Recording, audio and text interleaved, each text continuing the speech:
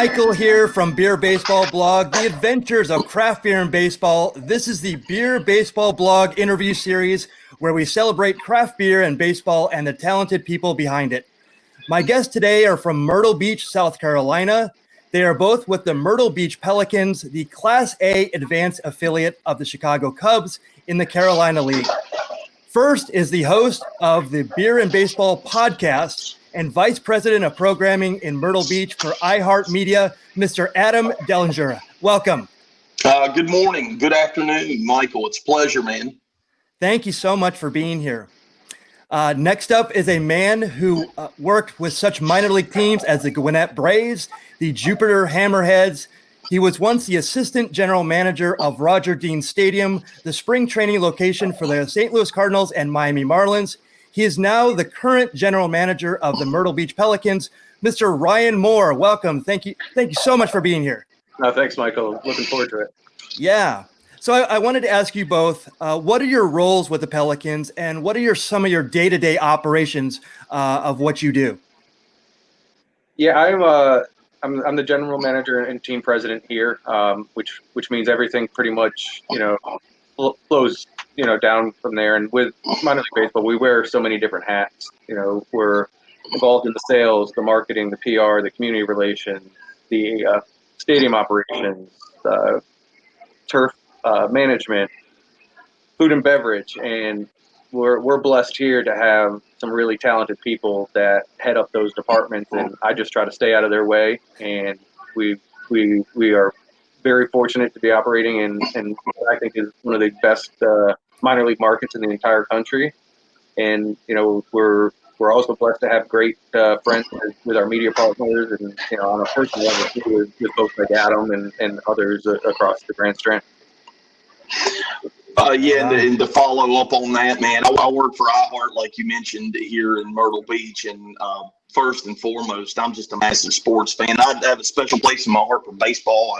I, grew up playing, and my dad was pivotal in that. And I just love to be at the ballpark. And I have a young daughter and a wife, and I'm trying to pass that on to them. And I'm really proud of the relationship we have here in Myrtle Beach with the Pelicans. Not just because they have a fine ballpark and do great promotions, but because they're so active actually in giving back to the community, which a lot of minor league baseball teams are good at. But I like to brag on I'm going to go homer here for a minute and brag on the Pelicans a lot. They go out of their way to help folks, and that's actually how Ryan and I met several years ago at a hurricane relief event. And since then, I basically just do anything that they ask me to. Well, and I've noticed that too in my travels especially to minor league baseball parks. There's a real like a hometown bond that they have that are involved with a lot of families. It's definitely one of those small businesses that really it gives back to its community. So it doesn't surprise me that you guys came together and have that strong bond.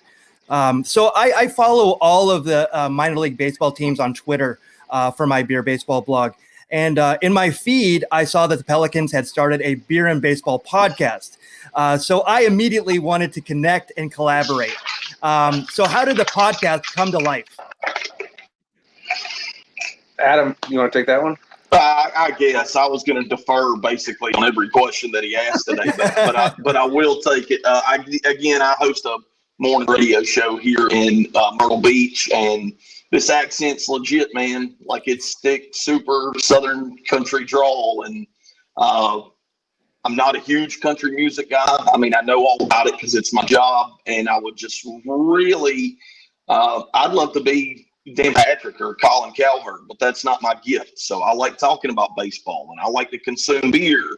And it was an idea that the Pelicans pitched to me, and they were like, hey, man, you like baseball a lot. You like being around the ballpark. And we start a podcast. We talk to various executives, the occasional player, the occasional manager, folks in that work with promotions. Basically, it gives me an outlet to talk about baseball. And, in the middle of a pandemic, it's kind of nice because it brings some awareness, at least I hope, or we hope, to the ball team to show folks that even though you might not can attend a game at Pelicans ballpark right now, the team's, still very much active, not only in the community, but in day-to-day operations as well. For me, it's a lot of fun. I hope that Ryan would say the same. Yeah, no, that's, just to kind of piggyback on that a little bit is, we internally here said, if our doors are going to be closed for whatever amount of time, and, when we started doing this podcast, we didn't know what this season was going to look like, if it was going to be shelved or if it was going to be abbreviated, but what we wanted to make sure was that we did not go dark. We wanted to keep our presence out there, and so we started looking at new ways to interact with our fans and engage with people on Twitter. Primarily is where a lot of this goes out, Facebook, social media. And we said, let's kind of tap into the business of baseball on, the front office side through different channels. Also the players, the managers, being able to see it from all aspects to give kind of a, that Hard Knocks kind of look behind the scenes, but through a podcast series. And, we're self-aware enough here to know that we don't have all the pieces to the puzzle, but we're fortunate enough to know the right people. So, Adam is humble himself, by far the number one morning disc jockey in the market. As he said, huge fan of the Pelicans, huge fan of baseball. And, as a guy that always says yes to whatever we come up with, he's been a great host for our series, and, brought us together now with you, Michael, and, continues kind of the web goes further and further out. Also, could I say something real quick, Michael? I'm just glad that you reached out and said, hey, let's do a collaboration, as opposed to, hey, here's a cease and desist. We were very excited about that.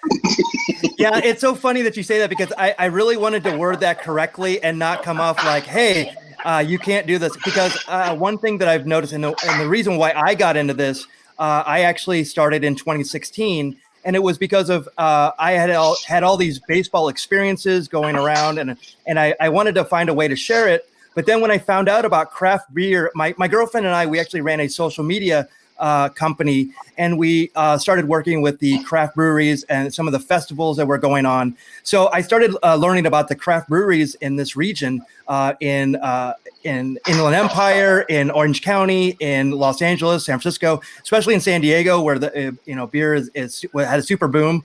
But I found it was a very supportive community, and I noticed that in minor league baseball. It's a very supportive community. Ryan and I were talking before this, that a lot of the people within the industry go to different teams, and it's really supported very well, and it's like a family. So I wanted to be really clear about how I approached you guys, because I'm like, I want to include them because they're doing a similar thing with me. How can I support on the West Coast? And you being on the East Coast, so we can, and then hit somebody in the middle, and then we can really take over. So I wanted to be really clear about that. So thank you for that. And Adam, going back on what you were saying, are you telling me that you had this thrust upon you, that you had, they said, hey, you like beer and baseball, why don't you start this? So it was thrust upon you? No, yeah, well, actually, yes, it was. They're very demanding. Everybody with the Pelicans, they'll go out of their way to make your day a living hell. No, dude, that's not how it was at all. I was excited to. I'm an unapologetic fan of Bill Simmons and everything the folks do at the Ringer. Like, I'm all in on all of that, and I love that. And when you do a music-based, I do a morning show on a music-based radio format, and I don't really get the freedom of expression to talk about some of the things that are important to me, if that makes sense. It's not that the things I talk about aren't important to me, but you have to skew your things towards a particular demographic, right? Because it's about advertising. It's what I do, and I love my job. Don't get me wrong, but it's nice to be able, maybe once a week for 40, 45 minutes, to be like, you know what? I'd like to talk about Ronald Acuna Jr. for 15 minutes ad nauseum, and just go for as long as I like, or talk about which we haven't done this yet. We've included beer, and you keep talking about craft beer, but if I wanted to spend 20 minutes talking about how good Foothills People's Porter is, Winston-Salem representing, that's something that I'd be able to do. And you know what? The cool part is, Michael, I have learned so much about the inner workings of baseball, and I love the sport so much. And to have the opportunity to be able to talk to people and ask whatever questions I want, whenever I want, like, how does this work? How do you guys come up with this promotion? What's the line of communication like as far as with you, and say, how do you get messages from Theo Epstein? You know, like, how does that stuff come down? And all that stuff's intriguing me. You can cut on ESPN all day long, and you don't get those answers. And so it's been really cool to be able to pull the curtain back a little bit and see how the cogs turn, if that makes sense. Oh, absolutely. And in a year that could be considered a disaster in so many ways, with a lost minor league season, I don't want to dwell on the negatives, but what is something good or even great that has happened to the Pelicans in this time that people might not know about? I think it's forced us to diversify our efforts. I think we can look back at it and say, we've been pretty lazy, and I don't say that necessarily in a negative way, but just we relied on 70 nights of Pelicans baseball, and now that we don't have games being played, but we still have a facility, we still have the ability to open up to a reduced capacity. It's making us get a lot more creative in the uses of the facility, and a lot more proactive in our merchandise sales. And so I appreciate the hat you're wearing. And I think that's gonna continue on post pandemic, when we still have 70 baseball games. There's still another 290 some odd nights that we can open up the facility, and we're looking at things of doing target golf coming up, potentially having some stand-up comedy here, utilizing the ballpark video board for watch parties or movies, out in the outfield, and really just kind of getting back down to the brass tacks of how can we connect with the community even if we can't have baseball games. And I think there's a lot more ways that we're learning and identifying through this whole process. That's awesome, and I've said it many times before. Like they always say, save for a rainy day, right? And this has been a rainy year, and I don't think people expected it to have the impact that it did, and it's been a real pivot for a lot of people. So how has that affected you, Adam?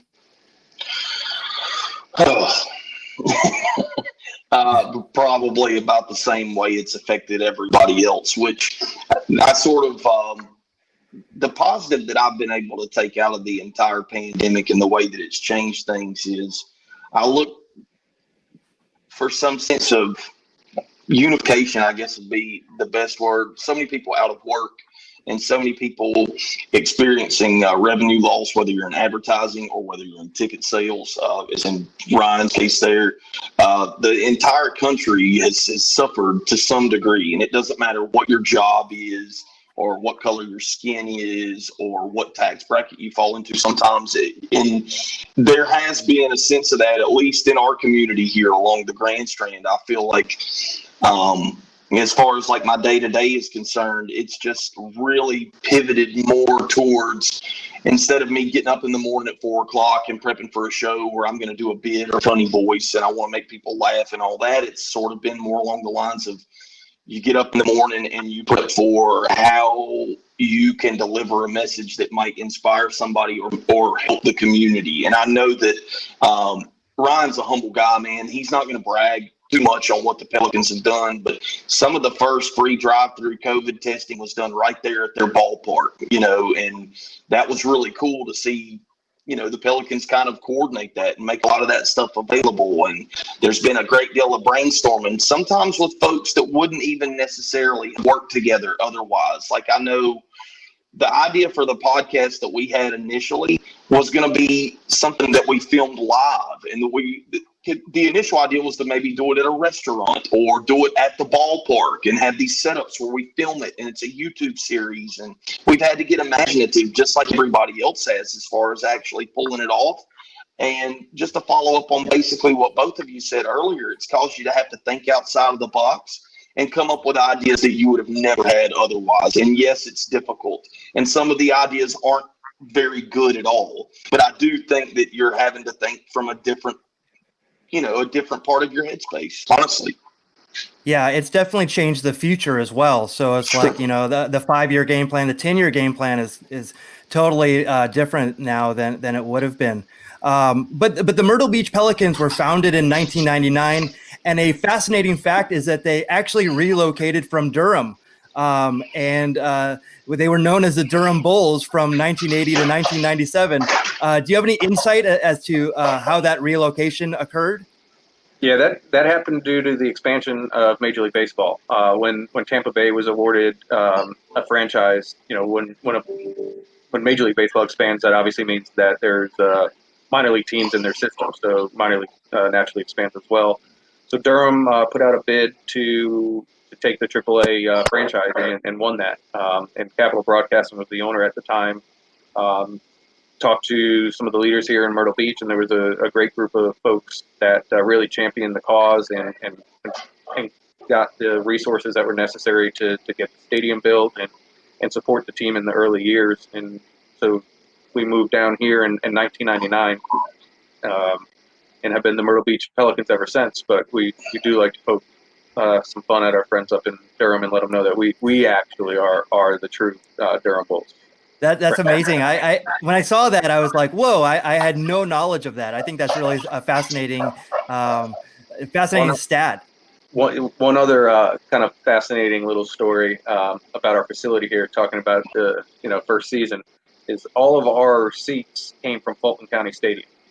So no kidding. When the Braves moved to Turner Field, after the Olympics, they had all these seats still from Fulton County, and so I think it was the city of Myrtle Beach purchased them from the Atlanta Braves at the time. So those are still the seats that are sitting out there for better or worse. But there's a little bit of history when you're sitting in that seat that somebody could have been sitting in that same exact seat watching the Atlanta Braves play at Fulton County.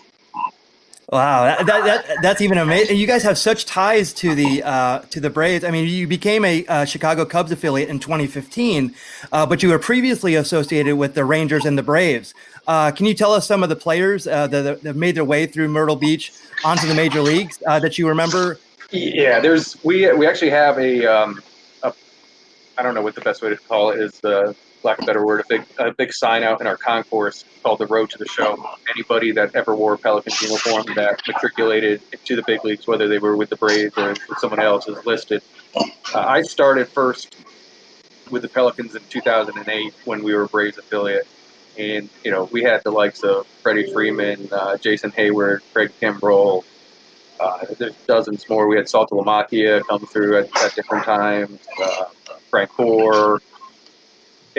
If they played in the Braves from early 2000s through the 2010 2015, they pretty much came through here. Yeah. Do you remember any players, Adam, that you really liked? I know that this is my favorite Braves tie-in, being a lifelong Braves fan and a big fan of this gentleman. But I thought, Ryan, you might want to mention the former coach for the Myrtle Beach Pelicans. That's true. Now, yeah. Yeah, Snicker was the inaugural manager of the Pelicans. And now he's up in the big leagues. Who actually was able to enjoy a beer with him at the winter meetings this past year with North Johnson, who was the general manager in Gwinnett. And, Snit was the manager there in Gwinnett. So to talk about the connections in the circle, the 6 degrees of separation is probably too much in baseball. Yeah, and I saw that Craig Kimbrell has played for them. I'm a big Cardinal fan. I grew up being a Cardinal fan, even though I was in Arizona. I grew up in Arizona, but my grandparents were from St. Louis. So Adam Wainwright, you were talking about Jason Hayward. I mean, he was a Cardinal for just a year and a half. But also Jason Marquis was a former Cardinal pitcher. So I mean, there's been a lot of people. Freddie Freeman, Rafael Furcal. And then, for the Rangers, Elvis Andrews, Jeff Francoeur.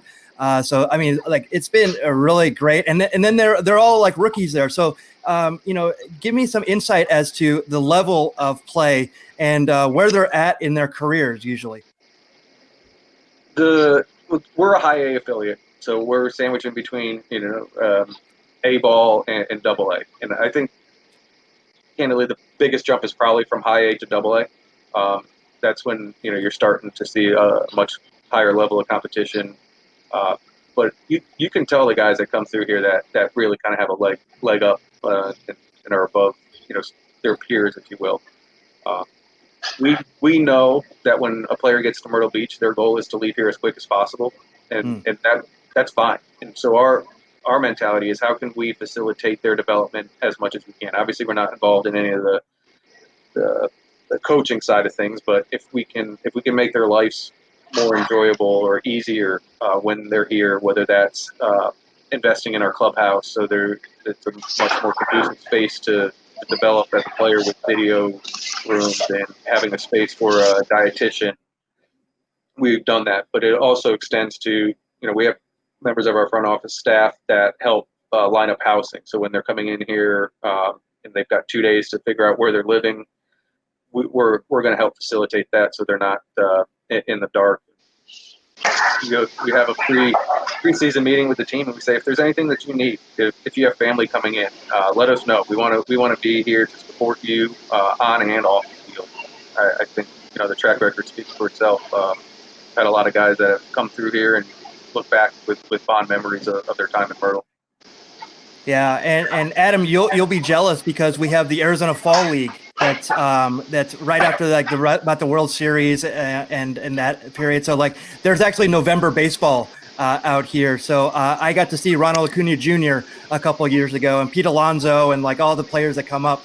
So I'm really lucky living on this coast where I can go see that. But when I go back to the East Coast, I see all these players in their environment where they're trying to fight to get to a higher level. So what are some memories that you have of seeing that and the development of these players? I think I told this story on a podcast that we did. Maybe it might have even been the last podcast, but for me, I hadn't been to see New Yankee Stadium yet. And last summer, I actually went and I watched an Astro series there over the course of the weekend. And Gleyber Torres, who is a guy that I saw play, my light just magically came on great. I bet it looked much better than Gleyber Torres was one of those guys that I saw 2015, 16, one of those years, 16. Yeah. And Gleyber Torres was one of those guys where it was like, okay, well, this dude's got some ability, and it's pretty clear. It's apparent that he hits the ball a really long way and is really slick in the field. And then it was pretty neat to, and I'm not a Yankees fan, certainly not an Astros fan by any means, but to be able to watch that series and see Gleyber play over the course of the weekend, it was kind of like, wow, he's doing this on literally the biggest stage. The second house that Ruth built, or the house that Steinbrenner's money built, or whatever you want to say, and he was just as slick and even more polished, and dude can rake, man. He's just got a nasty bat too. So that's probably the one that stands out most to me as far as recent memories concerned. Don't forget Eloy Jimenez putting out a light pole at the Home Run Derby for the All-Star game. I think that was 2015. He was then traded to the White Sox. I think it was 2015, but that was a viral clip that went around. I want to say that it was in Salem, and he put one out to left center, and it was there's something to think. Yeah, and I saw Eloy in the 2016 Futures game at Petco right before the All-Star game, and I believe he made a really great catch in right field on a foul ball. So it's just great. I love watching the development of young players. I've really gotten into it. Not that I forget them when they go to the major leagues, but it's always fun to see someone develop from very raw to what they become in the major leagues. So I am as a graphic artist myself that specializes in branding and typography. I'm pretty keen to trends in design. I've noticed that minor league baseball teams have gotten very creative with merchandising, even changing the names of the teams on special nights, and also getting creative with the uniforms. How has that helped your growth as the Myrtle Beach Pelicans as a franchise? It allows us to get creative, kind of have some different angles, but we stick to our brand. I think Adam will attest to it. The Myrtle Beach Pelicans have such a strong name and brand recognition in town, especially with the transient nature with tourists. If we were to do a complete rebrand, I think that there would be some fall off. So we love the name. We would never change it. But at the same time, it's like we got to do some things that are new and fresh. And the hat I'm wearing is something that came out of a pirate night. And we slapped it on a hat, and we're selling a lot of them. Yeah. And so we try to get creative that way. We've done the Palmetto State Pelicans and tying in the Palmetto Moon and doing some outreach to the entire state of South Carolina. But it's just what's fresh, what's new, what looks good, what looks slick, and what gets people's eyeballs. So when you're scrolling through Twitter, what makes them slow down a little bit and read what you're pushing out. And we've been fortunate enough to have a really creative staff that has come up with these ideas. We had our 2020 Unflocking Believable T-shirts that went out, and now we're seeing a lot of other teams, following suit with that kind of tongue-in-cheek, risque T-shirt movement. But at the end of the day, those sales and those creative outlets are extremely important for us right now. With not being able to collect gates, not having beers and hot dogs being sold at the ballpark. What can we do to at least get a trickle coming in? And our merch has performed pretty well, and we've got some other things that will be coming out in the near future as well. Well, and I can let you know that your efforts are not lost, because I wore this hat to Wrigley Field when I went there, and people recognized it. But also when I'm here in Los Angeles and I do I'll wear it on some other shows or I'm out, people will actually identify with it. They're like, oh, Myrtle Beach. Is that Pelican? So you guys are doing the right thing, the merchandising. And I Ryan, I love your hat. I can't wait to find it because it's really super cool, and I can't wait to get one. So I think it's also like wearing those things, because even Adam's hat. I mean, I love that hat, that single, like the tomahawk. It's like so cool, and I think a lot of the branding. I mean, that's where I kind of started when I was young. I used to draw the logos. I mean, that's how I started in my graphic design career. So branding I think is very important for identifying and especially with young players or young fans to get associated with the team. Like, this is my team, basically. So I think it's very important. Yeah, and we've tried to make efforts to have our brand have different images that attract a different target audience. We've got our mascot Splash, which is a lot more cartoony looking pelican that we have on a lot of kids' clothes. We have our badge circle emblem, which is our primary logo, but we don't use our primary as much as we use the alternate, which is the one that's on your hat, because that seems to be more in line with what people want on their apparel. So we try to watch what sells and what doesn't, and follow that suit. Dan Bailey is our merchandise manager. I've said it before. I think Adam has been on the podcast with. I think he's the best in baseball, and I'm not talking just minor league baseball. He knows what he's doing. He does a great job of putting out a wide selection, but the right amount. He's very good at what he does, and we're fortunate to have him. Just to jump in real quick right here too, just to speak to two things, not just the merch. Well, I'll get to that, but I guess the initial thing is that Ryan was right about the branding and how strong that is in Myrtle Beach. We call our area the Grand Strand. It's just the greater coastal area here of and the northern coast of South Carolina. But people will say that if you ask somebody, like, what'd you do last night? Went to the Pelicans. It's not even going to a baseball game. Like, the idea that the brand is an actual proper noun that is a place, it is like it's an actual spectacle. It's an event. They treat it the same way that they would treat, naming a bar or naming a social gathering spot or whatever. And it sort of transcended just being about the baseball itself. But another interesting part to follow up on how strong the branding is and how great of a job they do with their merch there. And again, no way, shape, or form and paid, compensated, anything by the Pelicans. Just a fan. That's literally it. But when I go, my wife and my daughter have to have stuff from the shop every time we go to the ballpark. And I do too. I'm just lumping them in with the deal. But it's not because my wife is not an avid baseball fan. Let's just be real clear. She tolerates my addiction. All right. But all their clothing is stylish. I bet my wife's wearing a Pelican shirt right now. I'm not joking about that. Like, it's just, they do a really good job with that. And it's just a testament to their management there. Yeah, and I've gone to a lot of minor league baseball parks where, I mean, the majority of them have really great merchandise, and I can always find stuff. But you'd be surprised that there's other ones that they don't have as much as you would think, and I'm sure it's due to budgets or anything. But when you can get really creative and you have great creative minds that can take a chance, you never know what's going to hit and what's going to be super successful. So that's definitely cool. So before this pandemic hit, I was actually scheduled to go to Myrtle Beach and go to a Pelicans game. I was going to cover it for my blog, and of course, this season was wiped out. But what are some of the craft breweries and beer that I would have found at your stadium? We have a lot. I think last year we had 27 different crafts on draft throughout the whole ballpark. We rely on our experts with our distributor to let us know what's fresh. We were going to start a tap takeovers on Saturdays and have different local or regional craft breweries take over all of our taps. I couldn't name them off the top of my head what they were. We change them in and out depending on what's hot, what's not. We do have a couple local breweries here.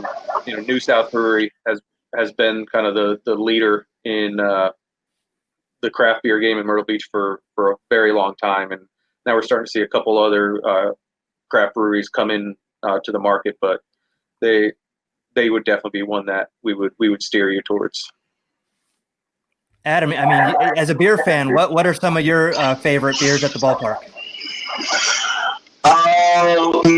Well, he mentioned New South, and they do a white ale, which is exactly what it is. I mean, I love when people just name stuff what it is and don't try to go too outside the box with it when I have to ask a lot of questions about what is this, and it's literally a pale ale, and it's white ale, and it's kind of my favorite. I wish that I could get a New South white ale in the bat, Ryan. This is just a recommendation, but the big bat cup.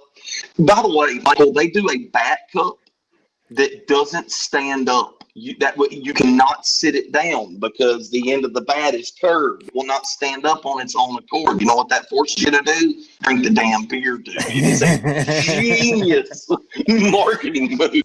Yes. Yeah. And you don't leave it somewhere as well. You're not going to put it down and walk away from it. I love seeing the guys walk out with like 10 of them underneath their arm at the end of the night, and you're just like, oh, this guy's got it. Yeah. They do a nut brown ale too. It's really good. New South right here regionally. But when Ryan says that's your go-to. I thought that was your beer of choice, but that's a really good one too. If you're into a darker, I guess grainier type deal, it is good though. It's easy to drink though too. Mm-hmm.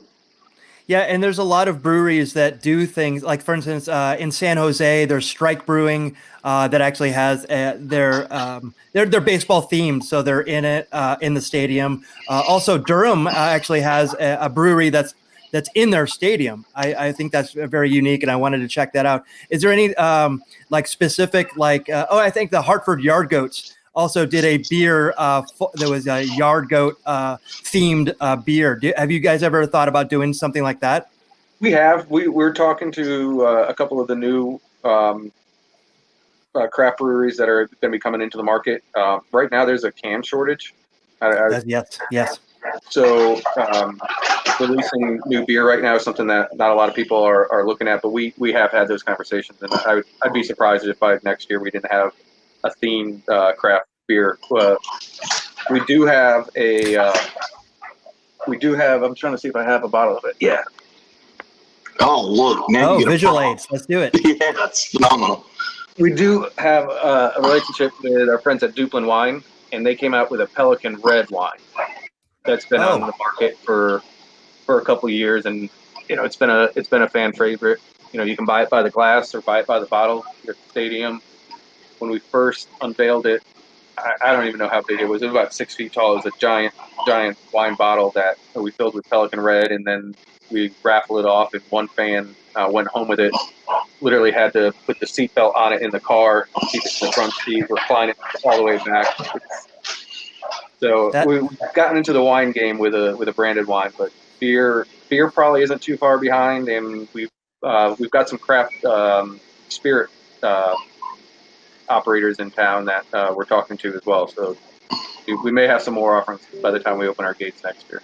Well, I know quite a few people that would be very interested in that, so I'm going to look into that. And they're Braves fans too, so like the tie-in with the Braves is really amazing. I want to go back a little bit to the branding. How did you feel when the NBA Pelicans rebranded?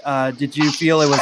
I don't even know if it was confusion in the marketplace. Obviously, you're different sports, but how did that affect your outlook? Other than our social media manager getting questions about Zion and different things going on with the Pelicans, there's not too much brand crossover. I wasn't with the team when the New Orleans Pelicans were branded, so I can't speak to kind of what the sentiments in the office were. My guess is that it was no big deal. But we have a little bit of fun on social media, going back and forth with some people and with their accounts, just keeping with the same name. Yeah, I wish I'm an old guy, so I wish the New Orleans team actually went back to the New Orleans Jazz because the Utah Jazz it's now people know it as the Jazz, but they started actually in New Orleans, so I actually wanted them to go back to that. That would have been pretty cool too. So what are some of the attractions that I can find at your ballpark if I were to seek them out? Whenever I go, I actually look for like different, like when I went to Milwaukee, I saw there's a thing in the parking lot where I saw it was Hank Aaron's last home run. There's a plaque. He hit it at County Stadium in like 75. So is there anything like that historical that's around your ballpark? I'm not sure historical wise. Trying to think. We've got a replica of that, hit bull win stake sign in our outfield.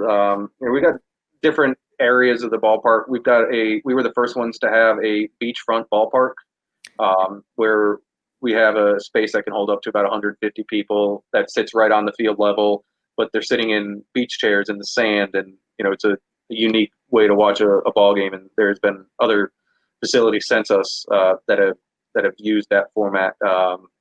We've got Hops Heaven, which is where a ton of our craft beers are out of. We've got our perch in left field that has our liquor station, our beer and wine. That's where we like to say the millennials hang out, and those that want to be millennials or think that they're millennials hang out, and you just see like the different areas of the ballpark, and organically kind of host what we had envisioned. We don't have a kids zone. We have the kids zone spread out all over the place because people like Adam would bring their daughter out to the ball game and he'd be stuck out in left field and not really be able to see it. So what we said is, okay, let's spread this around. So no matter where you are in the ballpark, your kids can do something. We do have a playground that's attached to the ballpark that's open 365 days out of the year. When we have games, it's open to fans, and as soon as the gates close to the ballpark, the gates open to the playground, and it's free to use for the community, and it's a nice asset to have. I've got 2 young kids, so when I have to bring them into work, it's easy to walk out and just take them down the slide and hang out. We like to think that our ballpark has something for everybody. We know the vast majority of people that come into the gates don't self-identify as baseball fans, and so how can we make sure that they still have a good time? One very scientific survey with me with a clipboard asking questions at the gates one night was, who won the game? And 75% of the people got that answer right, but that means 1 out of 4 people didn't even know who won. And the follow-up question was, what was the score? And less than 50% of the people could actually give you the score. So we wanted to be aware that baseball obviously is important, but there's got to be more to it. We got to put some packaging around it. And we joke in the office that we put on a 3-hour show every night that's interrupted by 18 segments of baseball. we just want Adam as a baseball fan to come out and leave and be like, man, that was high quality baseball. They do it right. The field conditions are there.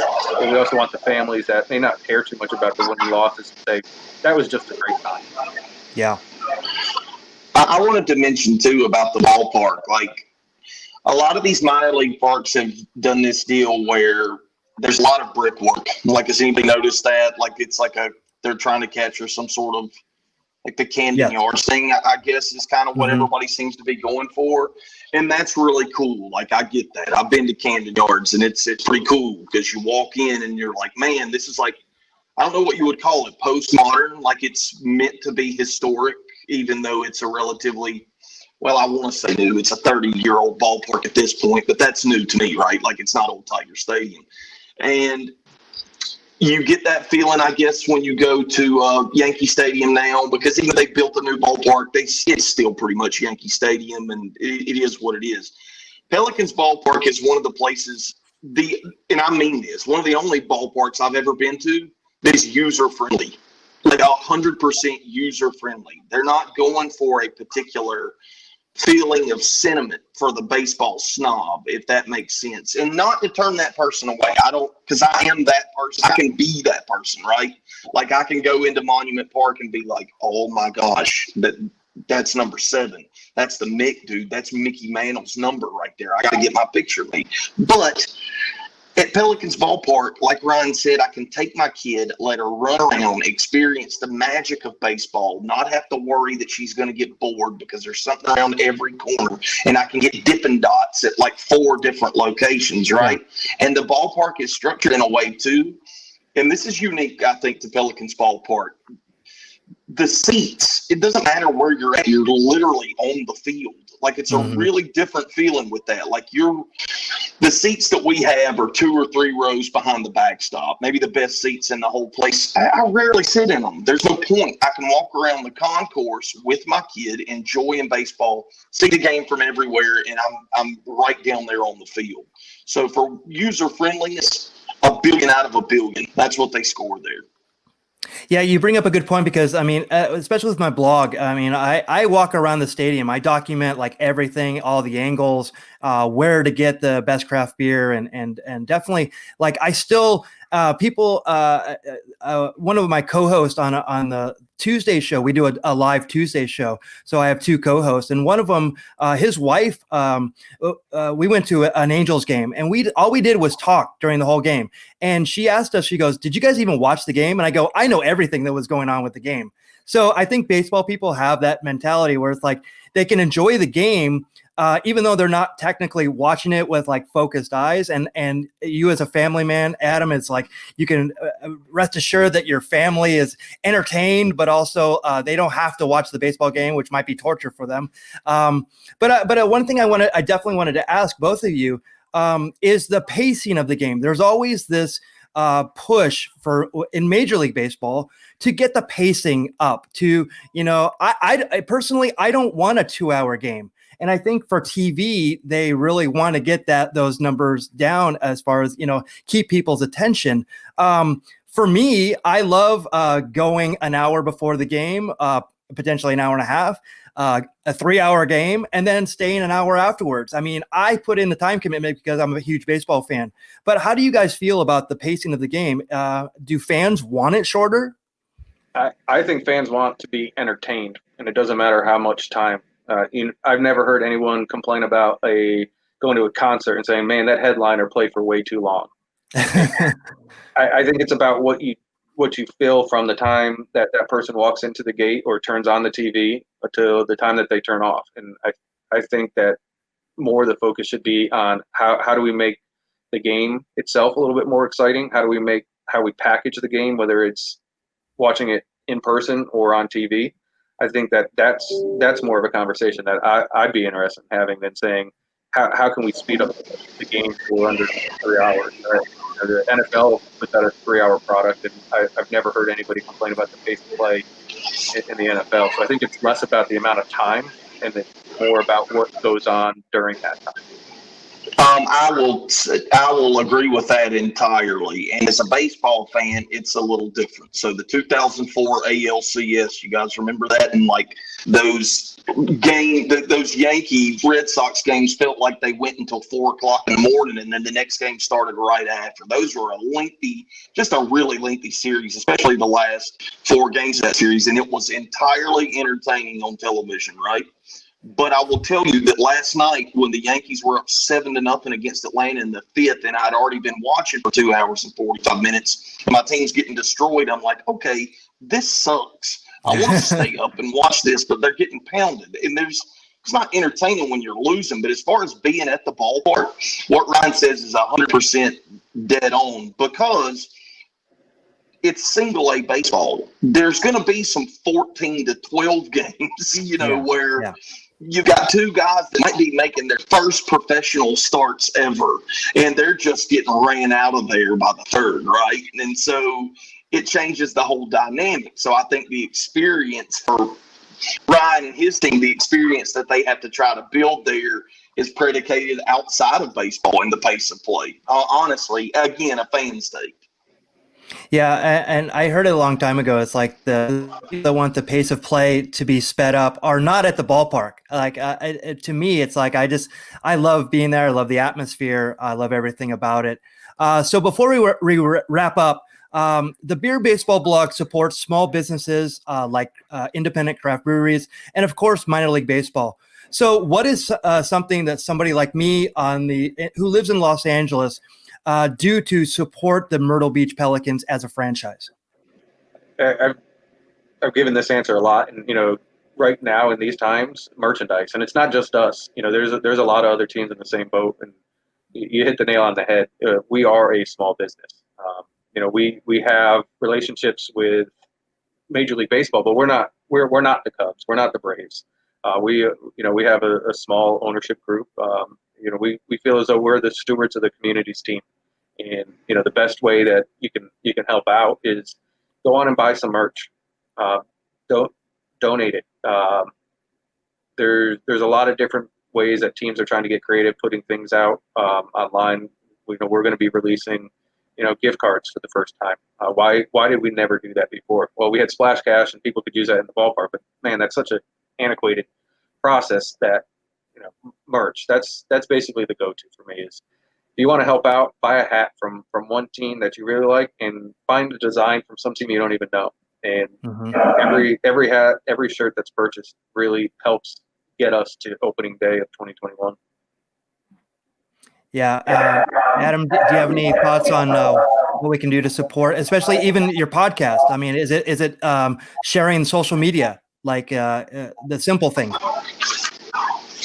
Follow the Pelicans, man. I want to give a shout out to Associate General Manager Kristen Call and Hunter over there with the Pelicans as well, that manages the digital stuff. Just make sure to follow the Pelicans. It's an easy follow. We try to put out a podcast or two every single week. And again, that merch thing, man, you're going to love that stuff. You want a $75 pullover, they've got it. You want a $12 t-shirt you can wear on the street that looks dope, that everybody's going to be like, hey, that's rad, man. Where'd you get that? Drive them to social media, dude. I'm all about it. So where can we find Myrtle Beach Pelicans and your podcast? Where can we find them on social media? Go onto Facebook. Just type in Myrtle Beach Pelicans. Twitter is @Pelicans Baseball, and I think Instagram is Pelican Baseball. We had a couple squatters that came in and took some from us, so we got a little bit creative. But if you can't find it there, go onto Google and just type Myrtle Beach Pelican social media. You can go to our web page, and we have links out to all of that stuff as well. And Adam, did you have anything that you wanted to plug as well? I'm not plugging anything, man. This is your deal. I just really enjoyed it. I wanted to come on and show some support for the Pelicans, and it was awesome to hook up with you. I'm not going to plug my radio show. You guys got a ton of stuff out there in California you guys got going on, man. I'm just happy to be a part of the process, dude. Well, thank you so much for joining me, and I thoroughly cannot wait to meet you both in person when I come out to Myrtle Beach.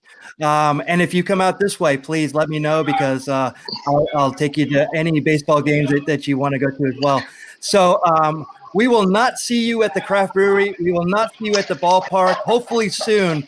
But we will see you next time with the Beer Baseball Blog interview series. Adam and Ryan, thank you so much for joining me today. Have a great day, and we will see you soon. Thanks, Mike. You too, man.